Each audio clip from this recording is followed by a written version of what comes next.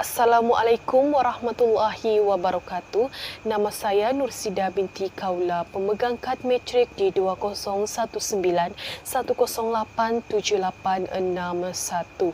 Pada bahagian ini saya akan kongsi kepada para penonton tentang definisi peradaban di Malaysia. Sebelum itu, mari kita lihat definisi negara. Untuk pengetahuan semua, negara didefinisikan sebagai kehidupan oleh sekumpulan manusia yang menduduki sesebuah wilayah yang tetap di bawah penyelenggaraan kerajaan dan tidak tertakluk kepada kuasa luar. Maksud peradaban. Peradaban dari segi bahasa merujuk kepada sistem dan tahap perkembangan sosial sesuatu bangsa. Peradaban juga adalah kemajuan sosial dan kebudayaan sesuatu bangsa. Nilai peradaban di Malaysia amat berkait rapat dengan pembangunan di sesebuah negara. Malah turut berkait rapat dengan kemajuan di Malaysia.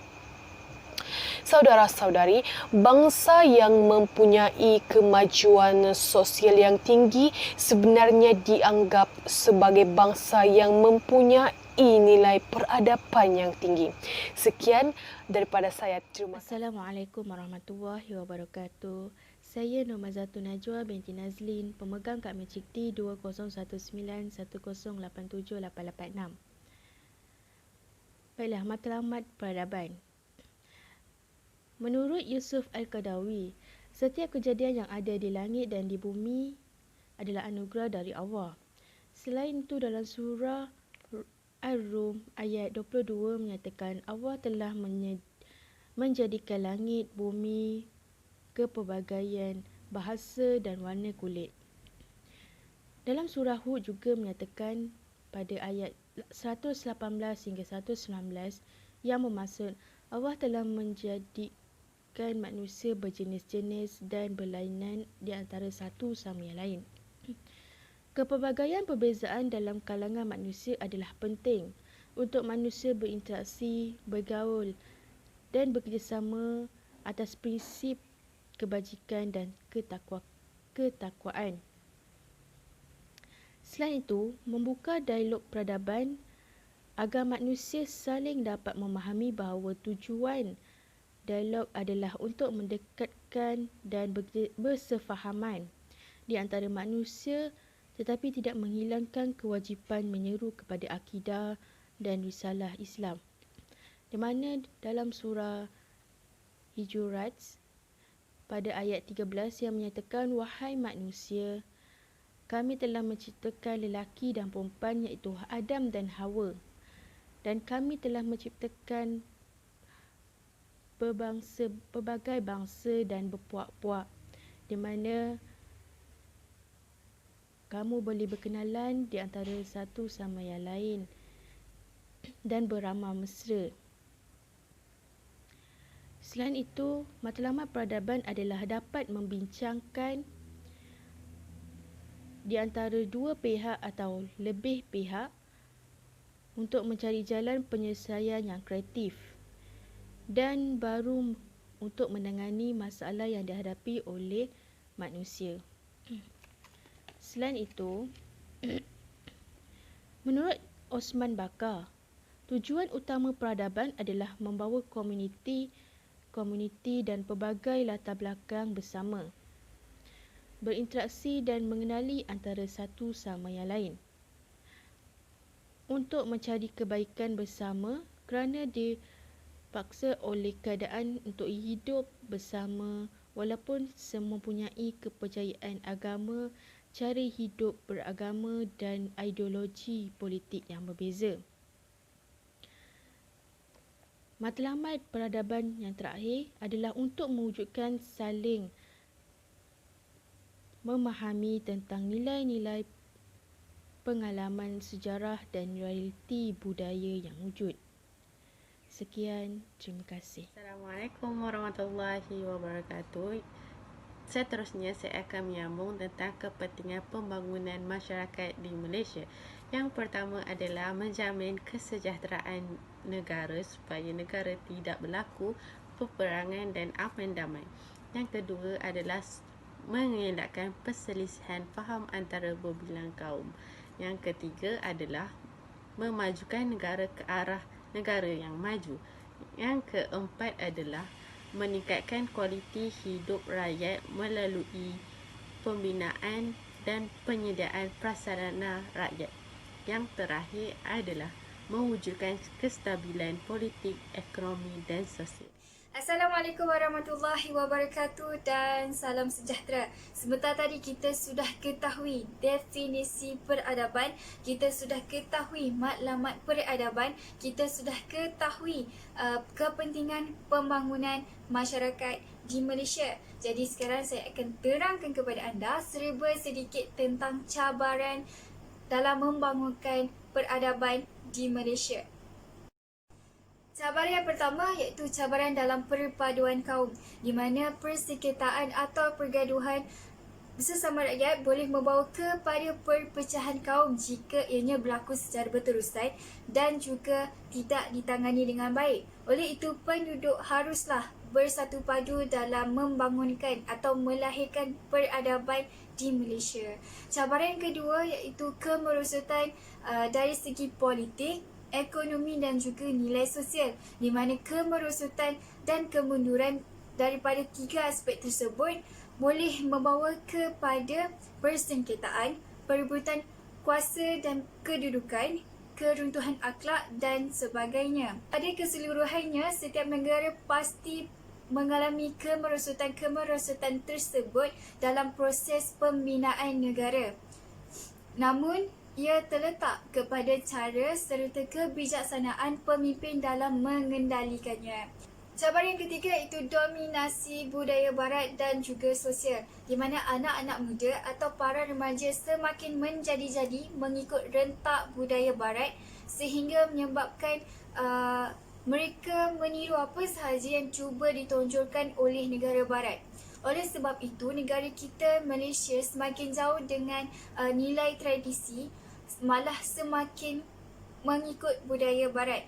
Maka dari sini lahirlah sikap individualistik, materialistik dan sebagainya. Seterusnya, ia juga mewujudkan sikap vandalism, gangsterism dan lain-lain sehingga banyak berlakunya jenayah di negara kita. Assalamualaikum warahmatullahi wabarakatuh. Nama saya Nur Habika binti Kamaluddin, memegang kad matrik D2011087843. Okey, saya akan meneruskan pembentangan dan subtajuk yang saya akan bentangkan adalah usaha membangunkan peradaban di Malaysia. Okey, seperti yang kita ketahui, Malaysia semakin dikenali di serata dunia.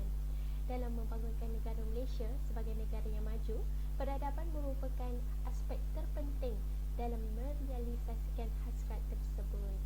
Nilai moral, etika yang kukuh dalam kalangan masyarakat yang demokratik, liberal dan bertolak ansur tanpa mengira perbezaan bangsa, budaya dan agama ini menjadikan negara Malaysia sebagai salah sebuah negara contoh yang stabil daripada segi politik, ekonomi, perpaduan dan sebagainya. Antara usaha yang dilaksanakan untuk membangunkan peradaban di Malaysia, yang pertama adalah mewujudkan persefahaman di antara pelbagai kaum di Malaysia. Malaysia merupakan negara yang mempunyai pelbagai kaum, iaitu Melayu, Cina, India dan banyak lagi. Caranya adalah dengan memupukkan kerjasama antara satu sama lain tanpa mengira perbezaan kaum, agama dan budaya. Ini mengeratkan lagi hubungan silaturahim sesama masyarakat di Malaysia. Okey, yang kedua adalah usaha lain ialah membicarakan perkara-perkara yang boleh disepakati merangkumi kehidupan beradab, nilai kemanusiaan dan alam tabi'i. Usaha ini boleh dilaksanakan dengan cara menerapkan unsur nilai peradaban di dalam pembelajaran, pengajaran dan pendidikan dalam kelas bagi golongan belia. Daripada sinilah golongan belia ini mendapat input dan maklumat cara untuk mengekalkan perpaduan dan membangunkan peradaban di Malaysia suatu hari nanti. Okey, seterusnya adalah mewujudkan kesedaran mengenai kepelbagaian agama dan budaya. Cara yang boleh dilakukan adalah dengan mengadakan kempen untuk memberi kesedaran kepada masyarakat Malaysia tentang peradaban Malaysia dan mengekalkan perpaduan di dalam Malaysia. Okey, usaha tersebut mungkin membantu lagi Malaysia dalam membangunkan kemajuan Malaysia dari segi peradaban dan kerjasama antara masyarakat ini juga membangunkan peradaban Malaysia dalam menghasilkan dan mencapai status negara maju. Peradaban yang diterapkan kepada semua masyarakat Malaysia ini akan membentuk satu akhlak mulia, iaitu mencakupi segala perbuatan baik untuk manfaat semua. Bismillahirrahmanirrahim. Assalamualaikum warahmatullahi wabarakatuh dan salam sejahtera. Nama saya Hazimah binti Nur Azli dengan nombor matriks T206109087904. Pada hari ini, saya akan membentangkan bahagian berkaitan cara untuk menyebarkan nilai peradaban dalam kalangan belia di negara Malaysia. Pelbagai usaha boleh dilakukan, antaranya pihak kerajaan bolehlah melakukan kempen atau bengkel yang berkaitan dengan peradaban di negara kita dengan melibatkan golongan belia dari seluruh Malaysia tanpa mengira agama, kaum dan bangsa mereka.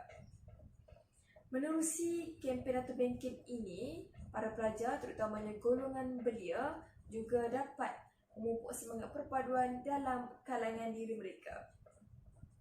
Seterusnya, penerapan nilai peradaban menerusi pendidikan dan pengajaran di dalam kelas.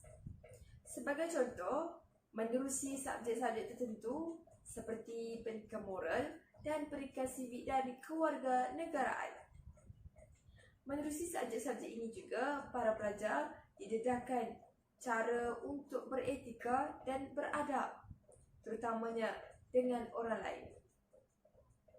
Menerusi subjek-subjek ini juga, nilai etika dan peradaban dapat dipupuk dalam kalangan pelajar. Seterusnya, dapat memupuk semangat perpaduan nasional dalam diri mereka.